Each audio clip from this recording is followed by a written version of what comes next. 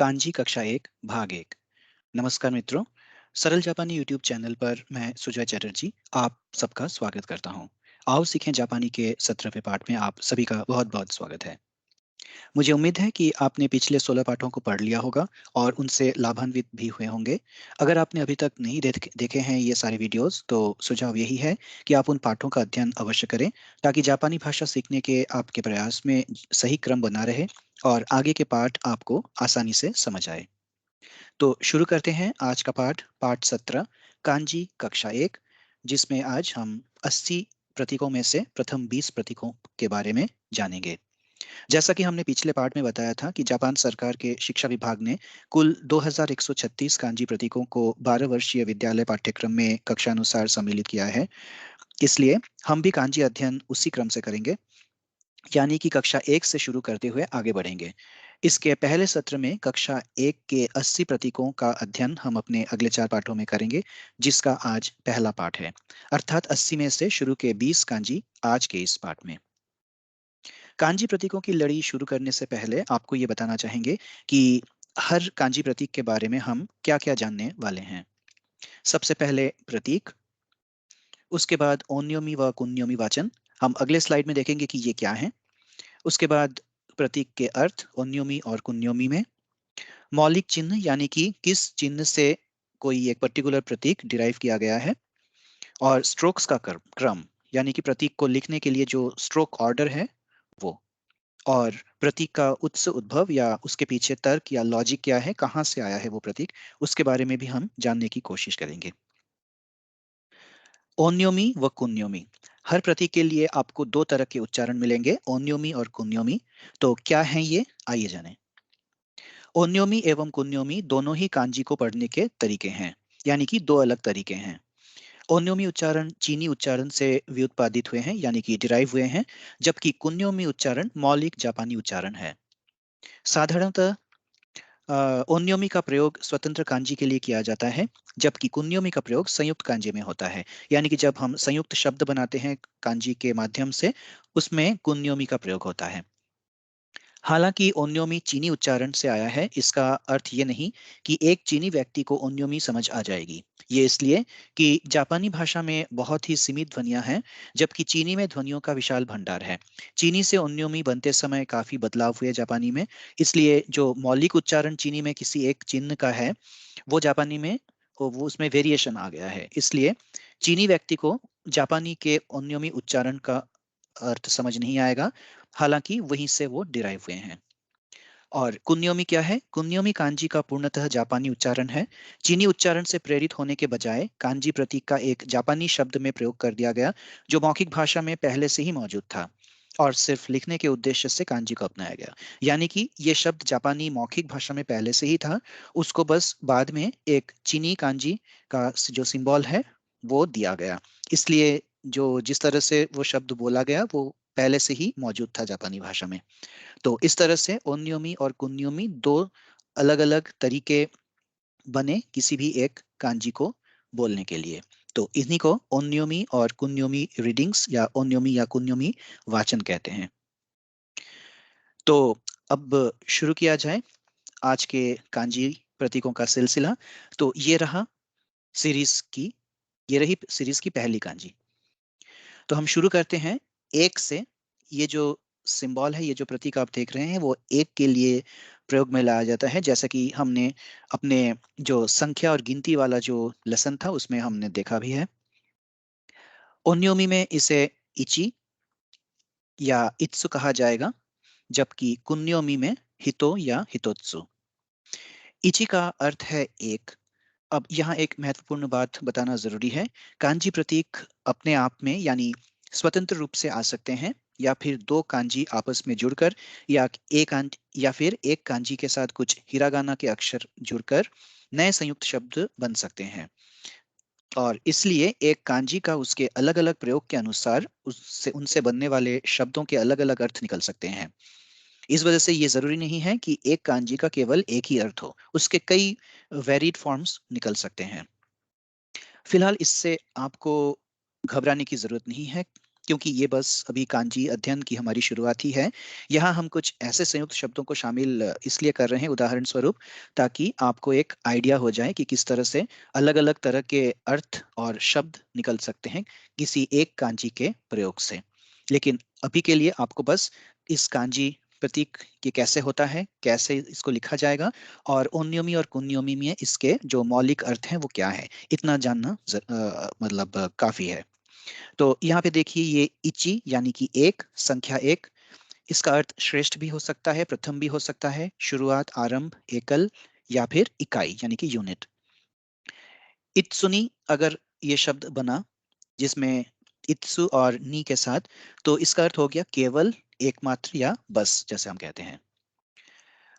ये है कुन्योमी में इसका अर्थ। कुन्यो में हितोत्सु यानी कि एक, किसी एक वस्तु के लिए केवल एक प्रकार का। और हितोत्सु हितोत्सु अगर हम कहें तो उसका अर्थ होता है एक के बाद एक या अलग अलग। ये जो कांजी है ये अपने आप में मौलिक है, और ये इसका स्ट्रोक ऑर्डर है बाएं से दाएं तरफ। अब हम अगले कांजी की ओर बढ़ते हैं। तीन। आप सोच रहे होंगे कि एक के बाद हम दो पे आने के बजाय तीन पे क्यों आ गए। वो इसलिए कि जो तीन का जो ये प्रतीक है ये एक के प्रतीक से डिराइव हुआ है, यानी कि इसका जो रेडिकल है वो एक है, जबकि दो संख्या जो है उसका जो चिन्ह है वो अपने आप में रेडिकल है। तो तीन एक से डिराइव होने की वजह से हमने एक के बाद तीन को शामिल किया है। सान, और या फिर जो कहा जाएगा ओन्योमी में, और कुन्योमी में है मी, मित्सु या मित्सु। इसका अर्थ तीन है ओन्योमी में, और कुन्योमी में भी तीन है। और ये देखिए अलग अलग शब्द बन रहे हैं यहाँ पे।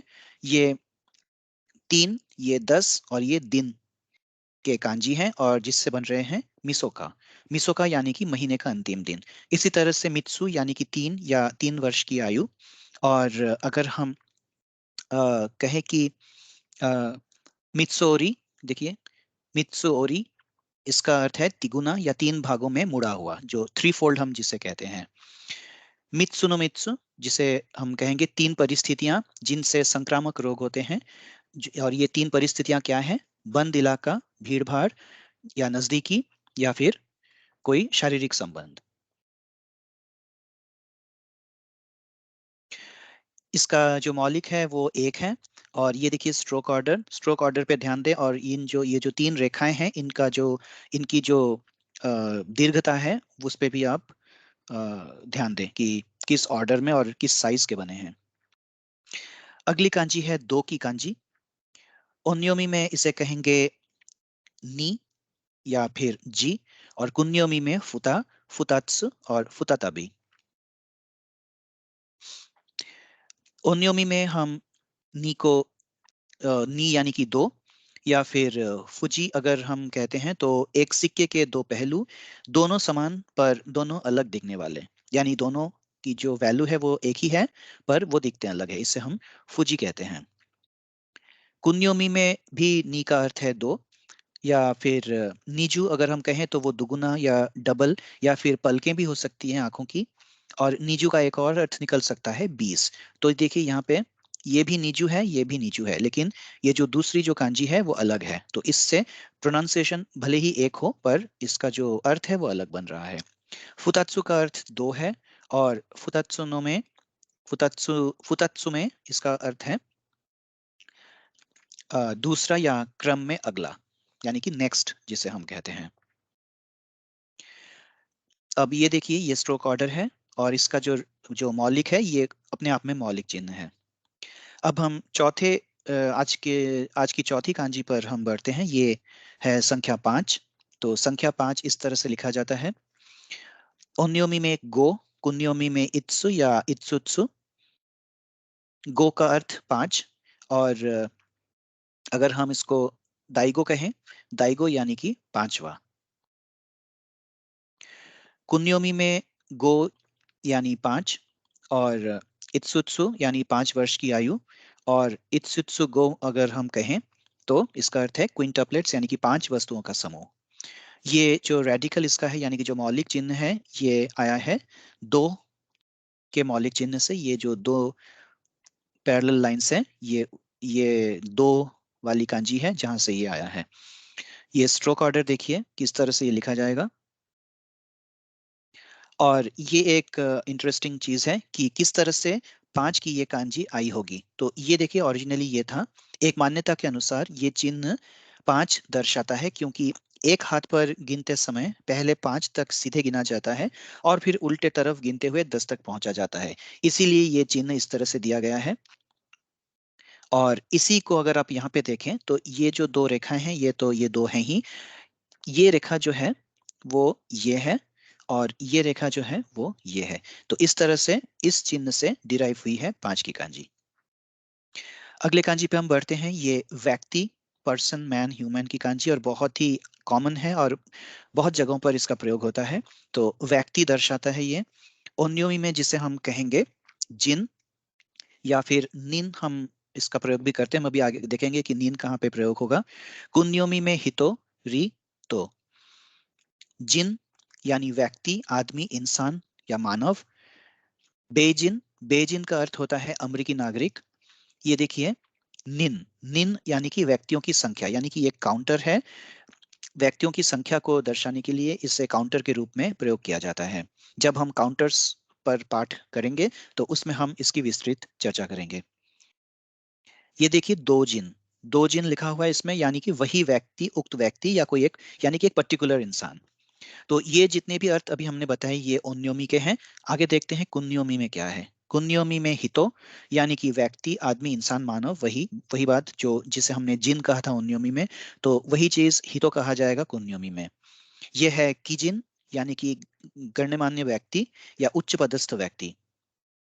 ये है ईहितो, ईहितो का अर्थ है अच्छे स्वभाव का व्यक्ति, यानी कि सज्जन, या फिर किसी का प्रेमी, यानी कि लवर, बॉयफ्रेंड या गर्लफ्रेंड।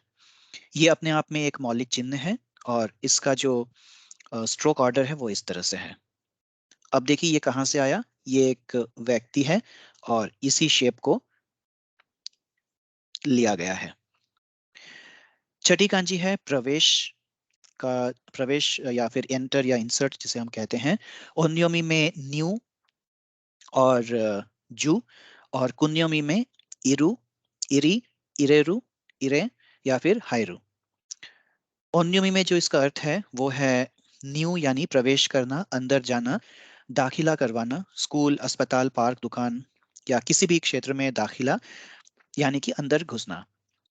अगर हम इसमें जूसुई कहें तो जूसुई का अर्थ है कि डूबकर आत्महत्या करना। ये देखिए ये घुसने वाली कांजी है, यानी कि प्रवेश की कांजी। और ये पानी की कांजी है, यानी कि पानी में प्रवेश करने की बात कही जा रही है। तो स्वयं को जल में डुबो देना या जल में प्रवेश करना। ये कुन्योमी अर्थ है इरु, इरु का अर्थ है कि प्रवेश करना, अंदर जाना, किसी वस्तु को अंदर डालना, सूर्योदय या चंद्रोदय, समा जाना, निर्वाण प्राप्त करना, किसी चीज की चरम सीमा या शिखर तक पहुंचना, किसी कार्य को पूर्णता प्रदान करना, किसी कार्य को भीतर तक समाकर पूरा करना। ये भी अपने आप में एक रेडिकल है। और ये देखिए इसका स्ट्रोक ऑर्डर। और ये कहाँ से आया है। इस चिन्ह को देखिए कि कन्वर्ज हो रहा है। ट्रैफिक हो या फिर कोई भी चीज हो, वो चारों तरफ से आकर एक जगह पे ये घुस रहा है। इसी तरह से इस कांजी को डिराइव किया गया है। तो ये प्रवेश करने की कांजी है। सातवीं कांजी है विशाल यानी कि बड़ा। ओन्योमी में इसे कहा जाएगा दाई या फिर ताई, और कुन्योमी में ओ या फिर ओ की या फिर ओनी, ओइनी।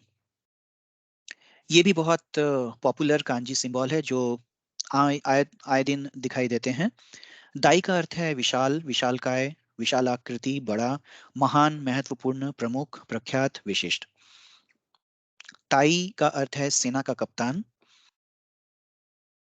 कोकुदाई यानी कि राष्ट्रीय विश्वविद्यालय। और ओनताई का अर्थ है मालिक या अध्यक्ष या कोई सरकारी प्रमुख। कुन्योमी में देखिए, कुन्योमी में है ओकी। ओकी का अर्थ है विशाल, बड़ा, महान, विस्तृत, ऊंचा, ऊंचा स्वर युक्त, निर्णायक, लंबा चौड़ा। तो इनमें से कोई भी अर्थ निकल सकता है इसके प्रयोग के अनुसार। ये पर्सन रेडिकल यानी कि जो अभी हमने जो व्यक्ति की जो कांजी हमने देखी थी उससे ये डिराइव हुआ है। ये है व्यक्ति की कांजी, और ये एक अतिरिक्त रेखा है, इससे ये कांजी बनी है। और हम देखेंगे स्ट्रोक ऑर्डर, और उसके बाद अब हम देखेंगे कि ये कहाँ से आए। देखिए ये व्यक्ति की कांजी, व्यक्ति जिसकी बाहें दोनों तरफ खुली हुई हैं, जिससे विशालकाय होने का आभास मिल रहा है, और इसी से ये डिराइव हुआ है। आठवीं कांजी है आकाश स्वर्ग, जिसे हेवन स्काई या इंपेरियल भी हम कह सकते हैं। ओन्योमी में है तेन, कुन्योमी में है आमात्स, आमे या आमा। तेन का अर्थ है आकाश, गगन, आसमान, स्वर्ग, ईश्वर, परमात्मा, या फिर किताब की जिल्द। जापानी सैंडल का सोल भी हो सकता है इसका अर्थ, और भारतवर्ष भी। तेन का यानी समूचा विश्व, समूचा देश, समाज या जनता। और एनतेन, एनतेन का अर्थ है अत्यधिक गर्मी या झुलसाने वाला सूरज। यहाँ पे सूरज की स्पेलिंग गड़बड़ा गई है, इसके लिए हम माफी चाहते हैं, यह है सूरज। हितोत्सु में माफ कीजिए, कुन्योमी में यह है अमात्सु। अमात्सु का अर्थ है स्वर्गिक या शाही। यह है अमात्सु ओतोमे। अमात्सु ओतोमे का अर्थ है अप्सरा या स्वर्ग की कुंवारी युवती। आमे यानी आकाश, और तेंची यानी स्वर्ग और पृथ्वी, ब्रह्मांड, विश्व, दुनिया, क्षेत्र, प्रकृति या समूचा। ये सारे अर्थ निकल सकते हैं इसके प्रयोग के अनुसार कि कहाँ पे इसका प्रयोग हो रहा है। ये जो अभी इससे पहले जो हमने कांजी देखी थी विशाल की, उसी से ये डिराइव हुआ है, आप खुद ही देख सकते हैं। और ये जो ऊपरी सतह जो है ये आसमान है, यानी कि सर्वोच्च सीमा इसका प्रतीक है। तो इस तरह से ये पूरी कांजी आकाश या स्वर्ग को दर्शाती है। और यह है स्ट्रोक ऑर्डर। अगली कांजी है अग्नि की। ओन्योमी में का और कुन्योमी में ही, बी या हो। अग्नि, का यानी अग्नि, पंच तत्वों में से एक, और मंगलवार के लिए भी इस चिन्ह का प्रयोग होता है। हक्का, हक्का यानी कि प्रज्वलन, दहन, आग लगना, बिना गोली के बंदूक से निशाना लगाना भी इसका अर्थ हो सकता है। कुन्योमी में ही यानी अग्नि, आग, ज्वाला, ज्योति, शिखा। तोहिबी, तोहिबी का अर्थ है उछलती लपटें, उड़ने वाली चिंगारी या आग का फैलना। और शिरोनुई, ये है शिरोनुई, शिरानुई, माफ कीजिएगा, शिरानुई, जिसका अर्थ है समुद्री आग, यानी जिसे हम सी फायर कहते हैं, मिस्टीरियस लाइट्स ऑन दी सी। हमें पता है कि दूर से समुद्र के ऊपर आग दिखाई देती है कभी कभी, तो ये वही है शिरानुई। ये अपने आप में रेडिकल है, ये इसका स्ट्रोक ऑर्डर है। और ये देखिए कहाँ से ये सिंबल आया है, ये अग्नि का प्रतीक है, ऐसा लग रहा है जैसे आग जल रही है, और वहीं से ये प्रतीक डिराइव हुआ है। अगला है कुत्ता, जिसे हम ओन्योमी में केन और कुन्योमी में इनु कहते हैं। इनु काफी पॉपुलर है जापानी में कुत्ते के लिए। केन, ओन्योमी में केन यानी कुत्ता, और कुन्योमी में इनु यानी कुत्ता, जिसे हम इन्फॉर्मर या स्पाई के लिए भी कभी कभी इसका प्रयोग होता है, लेकिन उसके साथ कुछ एडिशनल सिंबल्स या हिरागाना के कैरेक्टर्स होंगे, जिससे informer, informant, spy, loser, asshole, counterfeit, inferior, useless, wasteful जैसे मीनिंग्स भी निकल सकते हैं। इनु आवासे, इनु आवासे का अर्थ है कुत्तों की मारपीट। और नोरा इनु, इसका अर्थ है आवारा कुत्ता। ये अपने आप में एक रेडिकल है, मौलिक चिन्ह है, और इसकी जो समानता आपको आप दिख सकते हैं, जो विशाल और मानव की जो कांजी थी उनके साथ इसकी समानता आप देख सकते हैं। इसका कारण ये हो सकता है कि इंसान का सबसे वफादार साथी कुत्ता, और ये जो चार भाग हैं, ये चार टांगे कुत्ते की दर्शा रही हैं, और ये उसकी पूंछ है। तो इस तरह से ये कुत्ते का प्रतीक है। यह है इसका स्ट्रोक ऑर्डर। अगली कांजी बहुत ही इंपॉर्टेंट, सूर्य या दिन। ओन्योमी में निची या जित्स कहते हैं, कुन्योमी में ही, बी या का। ओन्योमी के जो अर्थ हैं वो है निची यानी दिन, या रविवार, महीने का कोई दिन, दिनों की संख्या यानी कि काउंटर, दिनों की काउंटर के रूप में भी प्रयोग होता है। और जापान, इसे जापान पढ़ें। जापान में जो निहोन शब्द है उसमें नी के लिए इस चिन्ह का प्रयोग किया जाता है। इसके साथ इस कांजी से हमें दिनांक और समय मिल रहा है, यानी कि दिन और समय। ये है जित्सुगाई। जित्सुगाई का अर्थ है एक समय या किसी जमाने में। कुन्योमी में ही यानी कि दिन, सूर्य, सूर्य की रोशनी, दिनांक, बीते हुए दिन। हिकागे, हिकागे यानी कि छाया। उसके बाद आरिशिही, आरिशिही का अर्थ है बीते हुए दिन या बीता हुआ जमाना, पुराने दिन। और आकुरुही, आकुरुही का अर्थ है आने वाला कल। ये अपने आप में एक मौलिक चिन्ह है। इसका स्ट्रोक ऑर्डर देखें कि किस तरह से ये लिखा जाएगा।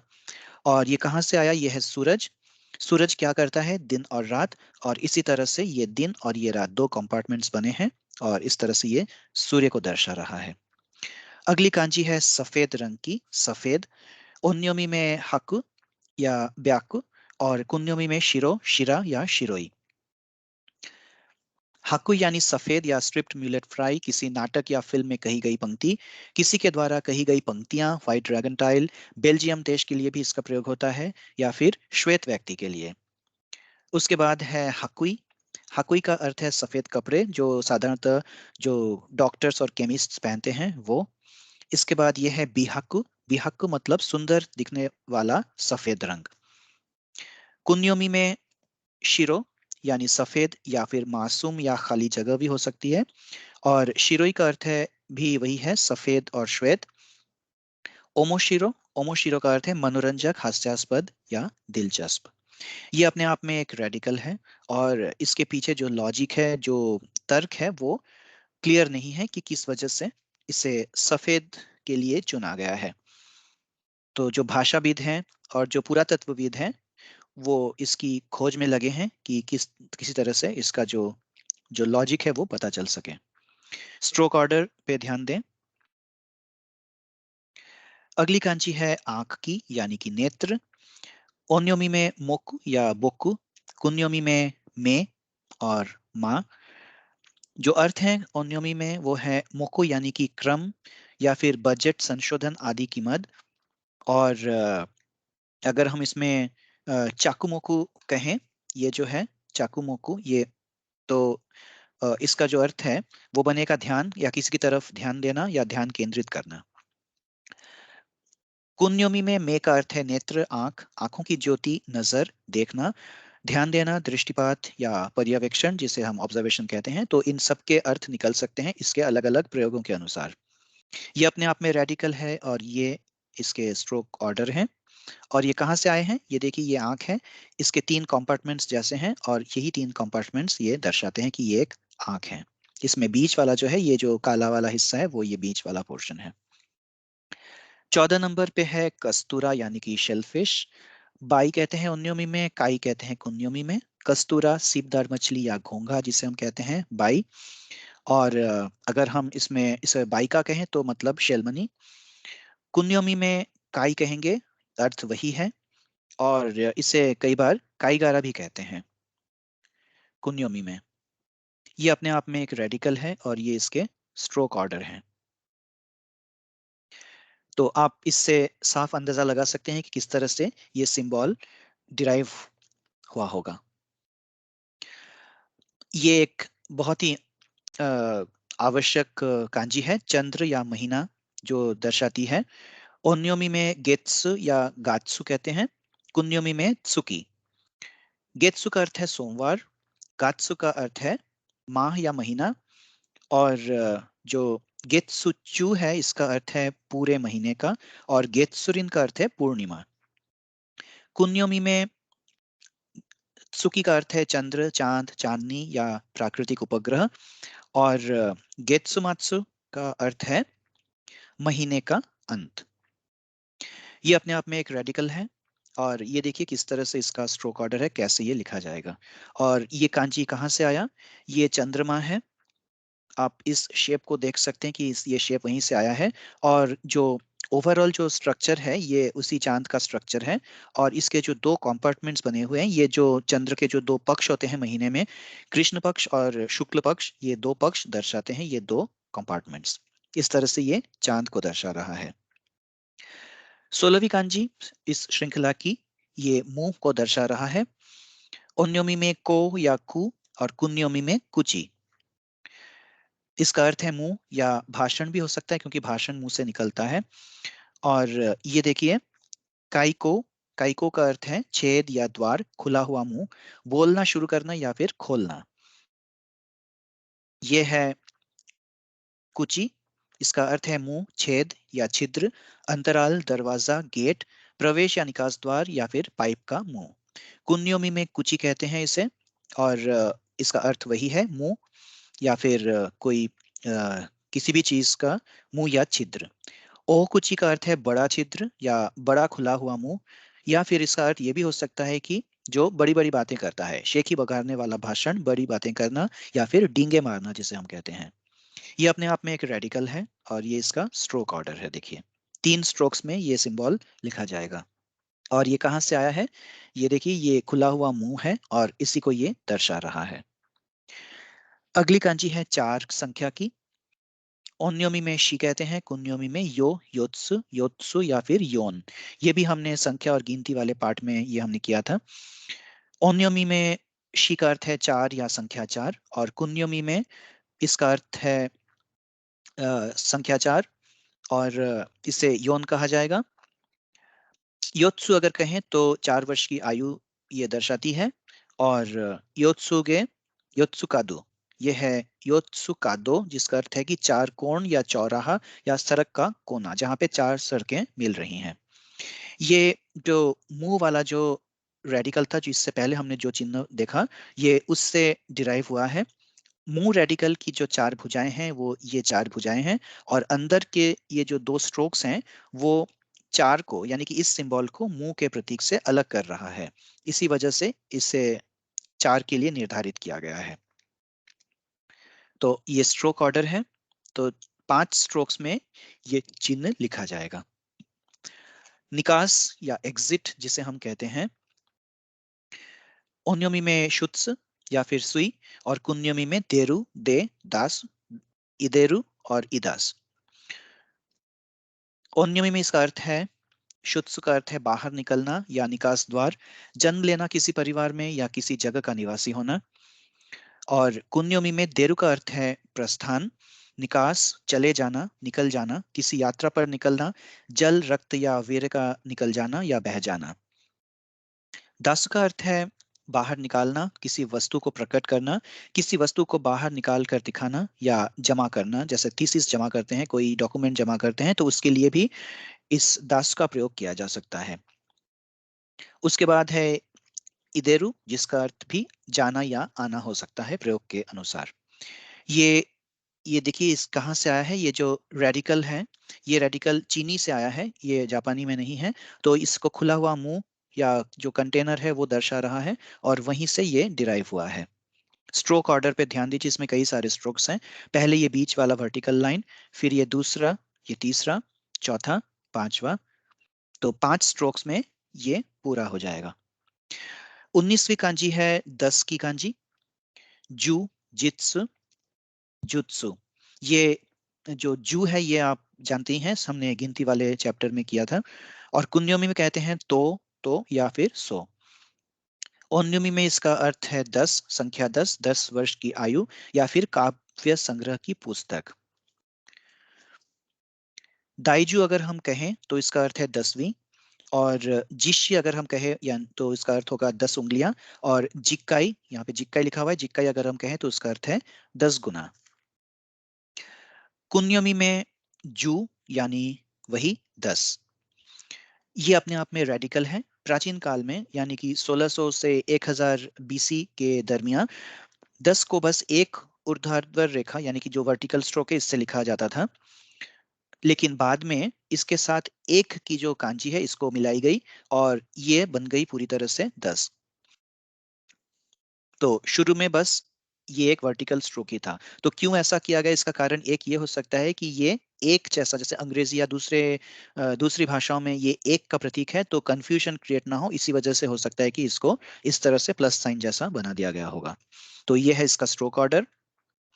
और आज के पाठ की अंतिम कांजी पर हम आ गए हैं, जिसका अर्थ है कि अंदर या मध्य।